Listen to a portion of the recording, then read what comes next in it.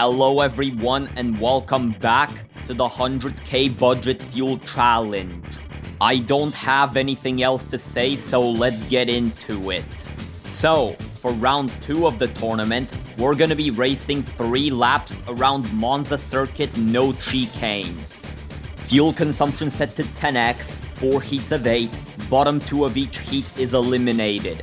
But just like in round 1, the bottom 2 of each heat is eliminated, but only if no one runs out of fuel in the set heats. And so, with everything explained, let's get into the races. So, for the first heat, we have the Sigma Thruster, Jakubek, Marionette, Zetsu, Gregor, Green Turismo J, Pin, and A-Lord GT.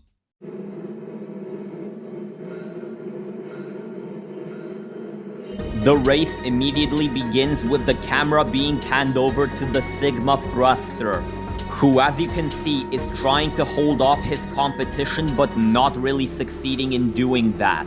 See, Zetsu and A-Lord GT have already overtaken him. So did Green Turismo J and Jakubek, as I guess holding them off is not the easiest thing in the world. But while Green Turismo J was able to pull away, the same however cannot be said about Jakubek. While he is now trying to hold off Marionette and Gregor, both of them have successfully overtaken the Sigma Thruster, meaning that the Megane is now in last place. Going through this tight section, Gregor successfully overtakes Marionette, and it also looks like Pin successfully overtook Jakubek. While further in the front, it looks like Green Turismo J is chasing down Zetsu. And A-Lord GT is in the lead, as it looks like the Z34 is already building a gap over everyone. Speaking of red cars, on Pin's side of things, it looks like he is being chased down by Gregor's Scirocco, who himself is being followed by Jakubek, who is trying to beat Marionette and make sure he does not enter the danger zone, aka the bottom 2. Things casually continue getting more interesting, as it looks like Green Turismo J successfully overtook Zetsu, with the Civic Type R now being off to catch back up to the Z34 of A-Lord GTs. Unfortunately for him though, it looks like that's gonna be a long as hell journey because he is really far behind the Z34. Like seriously, look at this gap. That just screams we're gonna be here a while trying to catch back up. A-Lord's 370Z seems to be really chilling heading into the second lap. Wait, why is it going to the pits? It's nowhere close to running out. Not like it's that big of a problem because the spectator pickup is there to stop it from going into the pits. And the 370Z crashing into the set spectator pickup causes A-Lord to lose the top 2 spots to Zetsu and Green Turismo J. Not only that, but he also gets overtaken by Pin and Gregor. Speaking of Gregor and Pin, it looks like the Scirocco successfully overtook the Mitsubishi GTO. Since I'm guessing that Pin had plans to take the 3rd place, but it looks like Gregor took it instead. Further back, it looks like A-Lord GT is trying to catch back up to the rest, as Marionette is winning against Jakubek in the battle for the last safe spot, trying not to repeat the events of Battle Machine.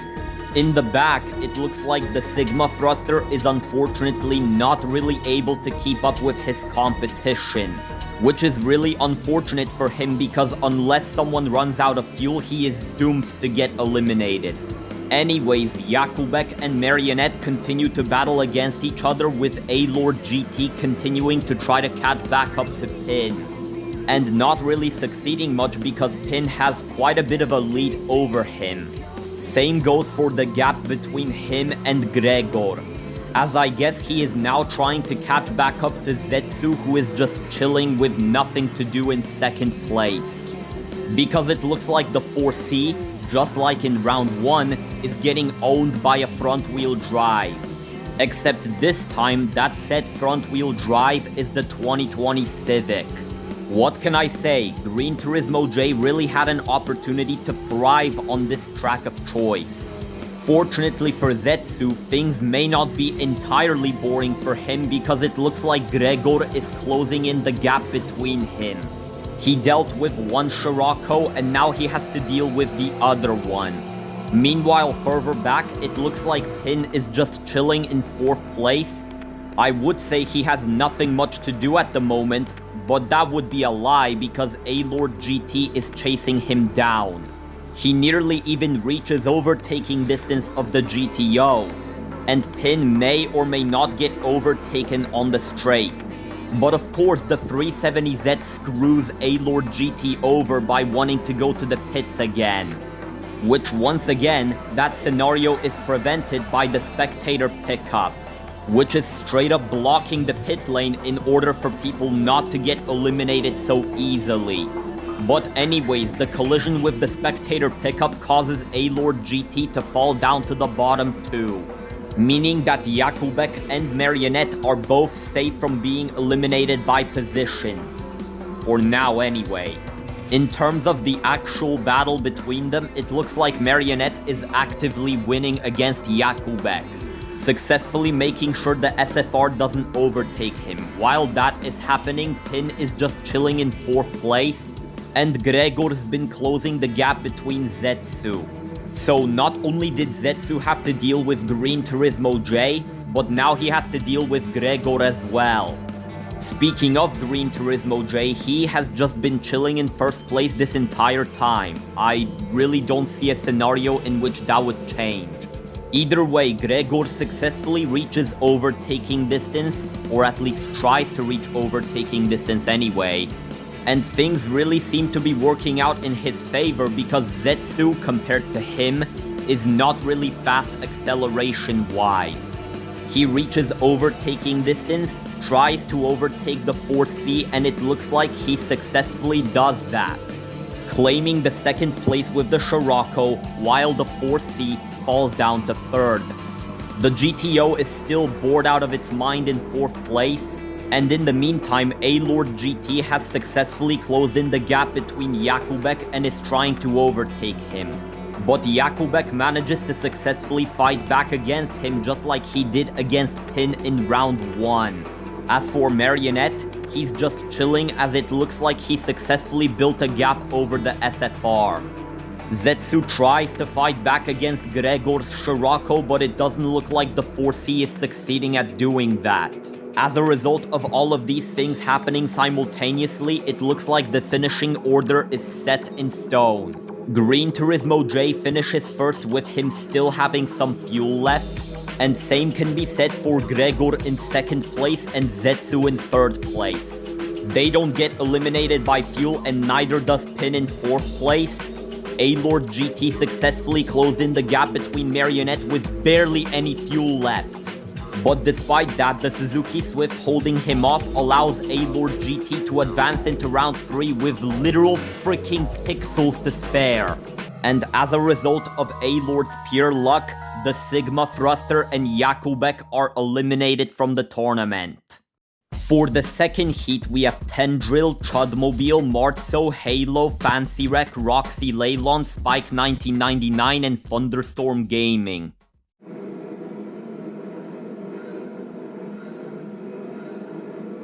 The race immediately begins with what looks like Chudmobile successfully overtaking Tendril, claiming the lead with her now trying to zoom off into the distance, but it doesn't look like that plan prevails. That you can blame on Thunderstorm Gaming for not wanting to deal with Tendril's cock-blocking bullshit, which pretty much resulted in him making it through the pack very easily. While Chudmobile herself is now in 2nd place with what looks like her being chased down by Roxy's Aventine. While Spike 1999 and Fancy Wreck didn't really succeed in overtaking the 205 GTI, but that's entirely okay, the race just started. And it's not like they only ever have like one opportunity to overtake. See that? The Civic tried to overtake it again and succeeded this time, claiming 4th place while Tendril is getting even more and more in danger of being the bottom 2 placer by the 2nd. And what really solidifies this is that Martso and Fancy Wreck are already in his overtaking distance. And same can be said for Spike 1999, I guess, because he closed in the gap between Roxy. Not only that, but he finds an overtaking opportunity on her Aventime, which, if you're wondering, was anything but a failure. And with Thunderstorm Gaming not being anywhere close to the Civic Type R, that leaves Chudmobile to deal with it, as it looks like her attempt of holding off Spike 1999 begins. While that is happening, Roxy is trying not to fall behind, and Tendril is still holding off both Martso and Fancy Wreck. One thing about this scenario which I really didn't expect was Halo's Mikuyata to be falling behind, which in Halo's case is really damn unfortunate. But on the other hand, in Tendril's case, that means he has one less car to cockblock. Heading through the final corner, it looks like Tendril is really doing better than any of us thought he would. Which is a good thing, because unexpected outcomes is what I live for with these tournaments. Anyways, heading into the second lap, Spike 1999 caught up to Chudmobile and has successfully overtaken her. And same can be said for Martso overtaking Tendril, leaving the 205 in grave danger, as now the only way of it advancing into the next round is by holding off the AE86, which itself is quite surprisingly not very competitive around these long straights. Again, unexpected occurrence. But the thing is, even though Fancy Wreck is in overtaking distance, that doesn't immediately guarantee that he'll be able to overtake Tendril, which only adds to the tension between the French car and the Japanese car. Further in the front of the grid, it looks like Martso successfully closed in the gap between Roxy, with him now trying to overtake her Aventime heading through this section of the track. Meanwhile, in the very front, it looks like Chudmobile has been successfully gapped by Spike 1999. Not only that, but it looks like the Scirocco is also losing time to the Civic Type R. And with him now heading into the long straights of the track, there is no guarantee that he'll be able to keep the golden trophy. Let the battle between these two front-wheel drives begin. Under the bridge they go, as it looks like the gap between the Scirocco and the Civic keeps getting smaller and smaller, until the Civic is very close to reaching Thunderstorm Gaming's overtaking distance. While that is happening, to my surprise, Chudmobile isn't losing time to the people behind her. But speaking of people behind her, it looks like Martso successfully found an overtaking opportunity on Roxy Leyland. I'm guessing Fancy Wreck only wishes he could be in the same situation because he is still stuck behind the 205 GTI, successfully being in overtaking distance, but he is unfortunately not able to overtake Tendril. What can I say? Things between the two of them are starting to get real tense. And that statement only becomes more and more true as we get closer to finishing the race. Either way, heading into the final lap, it looks like Martso's DS3 is already building a gap over Roxy. Wow, that was quick. As these three, and by that I mean Roxy, Martso, and Tendril, are successfully proving that French cars, in fact, should not be counted out of the equation. What proves this even further is just how much Fancy Wreck is struggling to beat Tendril. As for Halo, he is so far behind, he's barely even seen in this replay camera. God damn. Is the Mikuyata's acceleration and top speed really that bad in comparison? I never actually realized that. Either way, Tendril tries to build somewhat of a gap over Fancy Wreck, but it doesn't look like he succeeded in doing that. Martso, on the other hand, already built a gap over Roxy, and is now trying the best he can to catch up to Chudmobile's Mini Cooper. However, if his goal is to overtake Chudmobile, then he still has a lot of set catching up to do. In the meantime, Spike 1999 and Thunderstorm Gaming continue battling against each other, since it looks like the Scirocco really is not giving up at trying to hold off Spike 1999 and make sure he doesn't take the first place. Hell, Thunderstorm Gaming is successfully keeping a gap over him even on the straights, aka the one part of the track where Spike easily has the upper hand.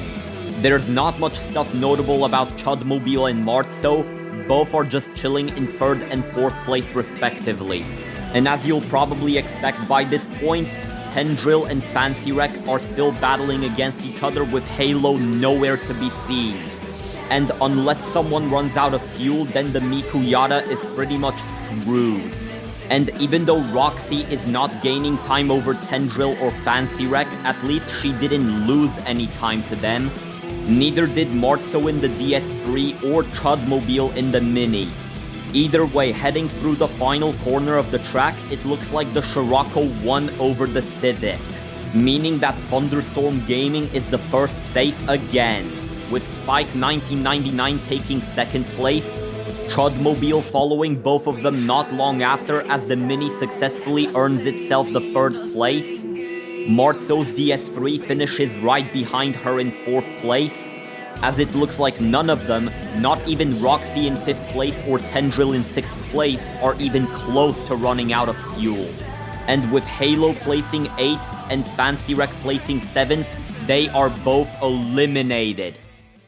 For the 3rd heat, we have Stolas Enthusiast, Terra Hockeyzard, Chotka, Ferrari GT Sport, Vigilante SVT, Dry Riser Inlet, Kirby, and Freddy Fuel Bear.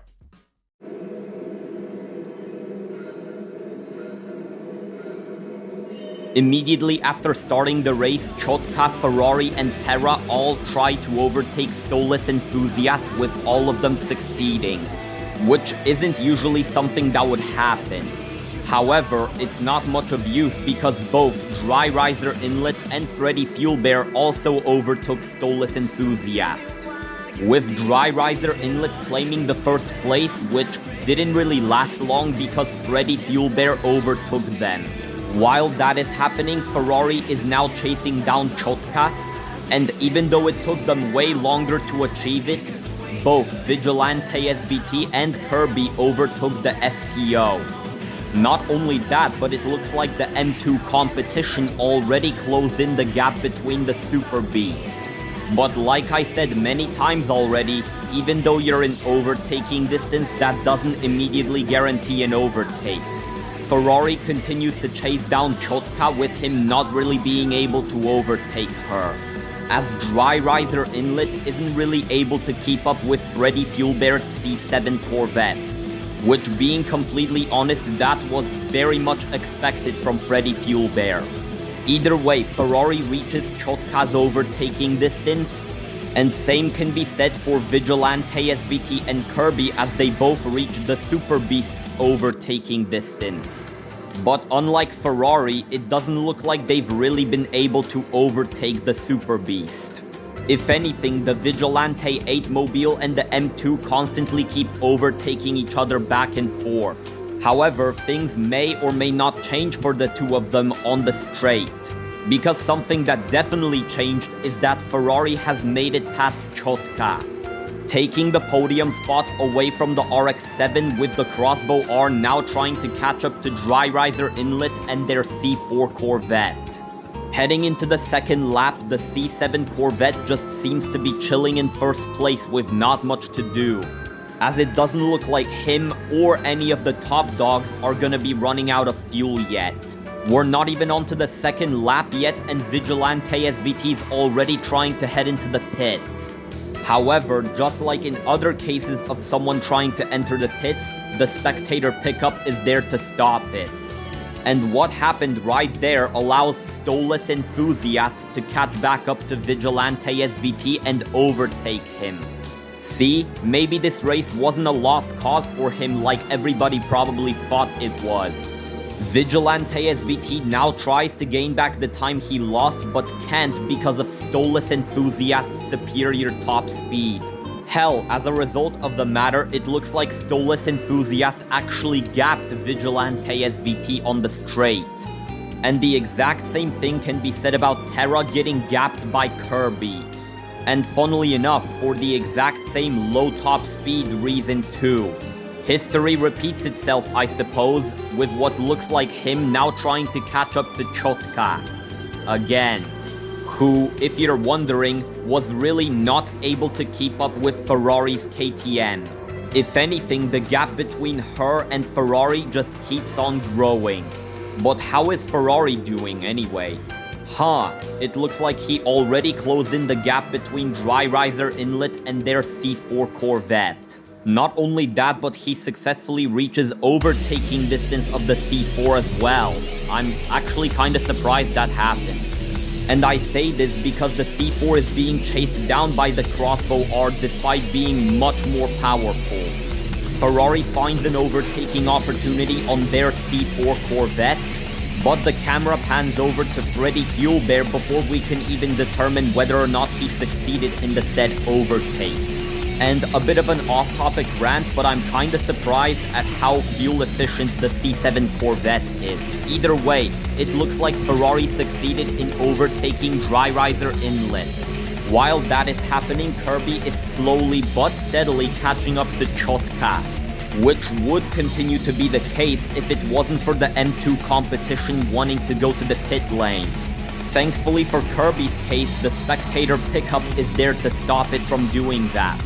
Wait, the Super Beast is going too? Not like it's much of a problem because it can't make it past the spectator pickup. However, what makes his case different is that he spun out as a result of crashing into the spectator pickup. Unlike Vigilante SVT and Kirby, who came out of it unscathed. Either way, Vigilante SVT wanting to go to the pits again results in Stolus Enthusiast overtaking him again. Not only that, but the time Terra lost because of the spin-out results in the FTO catching up to the Super Beast as well. As you can see, Stolus Enthusiast finds an overtaking opportunity and he gladly takes that said opportunity. Meaning the classic muscle cars are now in the bottom two. But even though Terra has low top speed, he is quite surprisingly not losing as much time as I thought he would. Not only that, but having lower top speed sometimes has its benefits too, like having to brake way later on this corner. Which I can tell both Vigilante SVT and Terra are using that opportunity to gain back the time they lost to the FTO. Either way, Kirby's just chilling in 5th place, as it looks like he is the one that has the short end of the stick this time around, with Chotka way far ahead of him. However, that fact alone is not enough to change the fact that her race was pretty boring compared to the rest. In the meantime, Dry Riser Inlet has successfully overtaken Ferrari back, successfully regaining their 2nd place as Ferrari was not able to keep it. As for Freddy Fuel Bear, let's just say pretty much nothing changed. He's still crossing the finish line in 1st place. Like, genuinely, who could have seen that one coming? Anyways, he wasn't close to running out of fuel, and it looks like neither is Dry Riser Inlet in 2nd place or Ferrari GT Sport in 3rd place. Following them not long after is Chotka in the Riamemia RX-7, who is quite low on fuel but not enough to eliminate herself, claiming a spot into the next round. In 5th place is Kirby, who's really low on fuel, but not enough to get eliminated before crossing the finish line. Oh! Vigilante SVT's out of fuel. He's eliminated from the tournament. Meaning this is no longer a matter of who crosses the finish line the fastest, because now it's a matter of whether or not these two will cross the finish line before running out. Which, Stolus Enthusiast is a no-brainer, but what about Terra? Just like A-Lord's case, it is super close, but it looks like the Super Beast crosses the finish line without running out of fuel. Just barely. For the 4th heat, we have Jomnas Jomnani, Vic, Cassidy J, Reagan, Julie Canoto, Oatmeal Scucolati, Agato, and Bastardizer.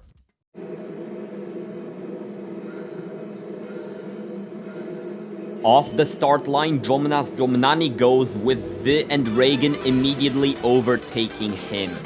But unfortunately for him, that is not where it stops, because Julie Canoto, Bastardizer, and Oatmeal Scucolati also overtake him right away.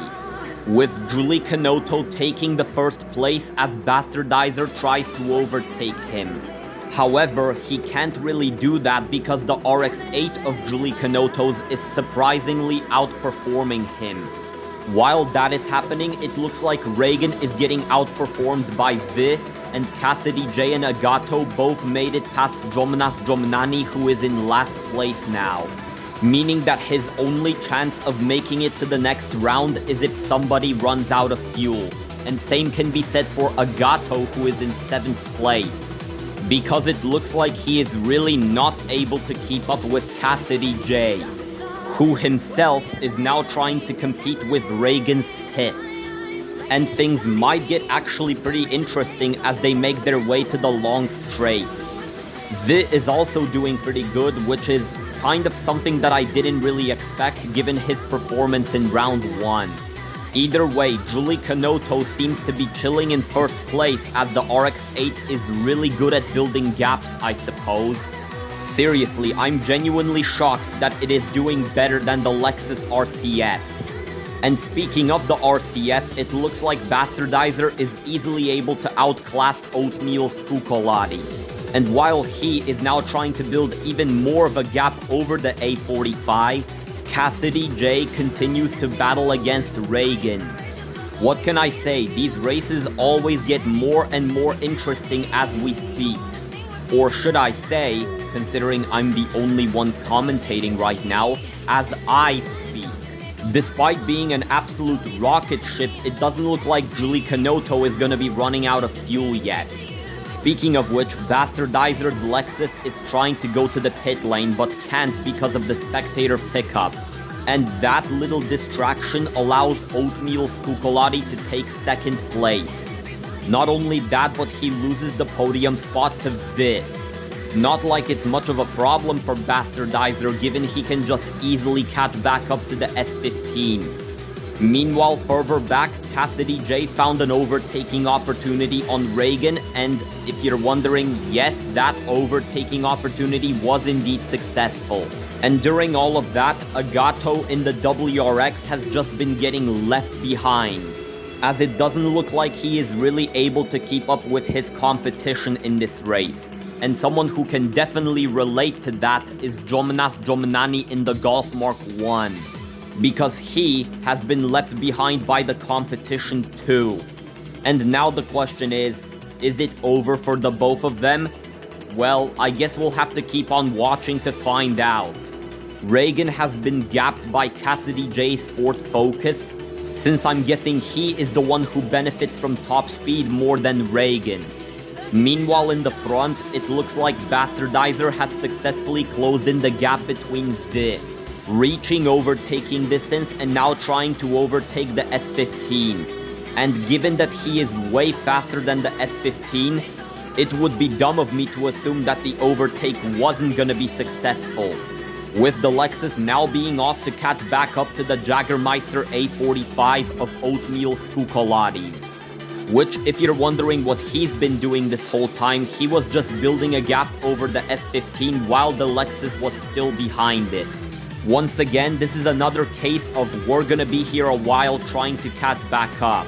As for Julie Canotto, I couldn't even see him in the replay camera, that's how far ahead he is. Either way, heading into the final lap, it doesn't look like the RX-8 is trying to enter the pit lane. Julie Canotto is just chilling with his fuel tank still being half empty. And same goes for Oatmeal Scucolati. As for Bastardizer, he is once again trying to enter the pit lane in the Lexus, which once again results in him losing time, allowing Vi to reclaim the podium spot. But that's not all, because Cassidy J also manages to catch up to the Lexus, successfully overtaking him with Bastardizer falling down to 5th place. Now, as expected, the Lexus RCF is not gonna let itself lose positions like that. Bastardizer catches back up to the Focus and overtakes it back. However, there is one aspect of this race that Bastardizer completely forgot about: fuel consumption. And as a result of him forgetting, the Lexus RCF runs out of fuel, completely eliminating itself from the tournament. Safe to say, Cassidy J ended up winning in the long run. This also means that the bottom 2 is eliminated thing that I mentioned at the beginning of the video no longer applies to this race, meaning that Reagan's pits can now just cruise to the finish line. Of course, unless it runs out of fuel as well.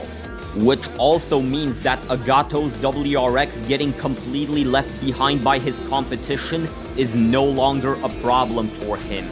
Same can be said for Jonas Jomanani, because now, as long as the Golf Mark 1 GTI itself doesn't run out of fuel before crossing the finish line, then I think he should advance to the next round. Yeah, being in one of the slower cars can be an actual benefit sometimes, believe it or not. But either way, just because Bastardizer's out of fuel, that doesn't mean everybody else is safe from suffering the same fate. Remember, the rest of the grid still needs to cross the finish line in order to move forward in the tournament, which may have been a little bit of a problem for everybody else, but as for Julie Canotto, crossing the finish line was no problem. Even if the RX-8 looks to be quite low on fuel, regardless, he takes first place, while Oatmeal Skukolati has, I'd say, around the same amount of fuel as the RX-8, meaning that the Jagermeister A45 AMG is not gonna be following the Lexus in being eliminated either. Taking second place, while Vi in the S15 is third, Cassidy J in the Focus ST is fourth. Reagan's performance might have been a little bit underwhelming compared to the rest, but he is in 5th place, and Agato claims himself 6th place. But let's not forget about Jonas Jomanani. Remember, he also needs to cross the finish line in order to advance. Past this long straight, the Golf Mark 1 makes it and into the final corner of the track, as it doesn't look like Jonas Jomanani is really treating this as a race, but more as a leisurely drive. And it shows by him having the most amount of fuel remaining out of anybody that's still in the tournament. Either way, the Golf Mark 1 is just casually cruising to the finish line here, which allows Jonas Jomanani to claim 7th place and move on to the next round of the tournament.